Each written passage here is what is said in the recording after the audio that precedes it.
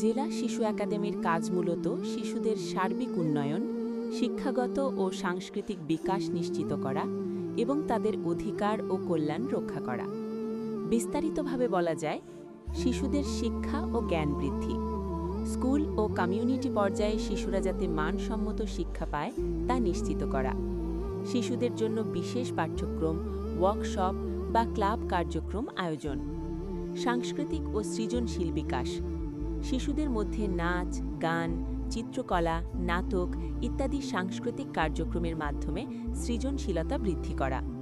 শিশু সাহিত্য, গল্পকথা, পাঠাগার ও শিশু ক্রীড়া কার্যক্রম পরিচালনা, শিশুদের অধিকার ও সুরক্ষা নিশ্চিত করা, শিশুরা যেন সহিংসতা, শোষণ বা অবহেলা থেকে নিরাপদ থাকে তা পর্যবেক্ষণ করা,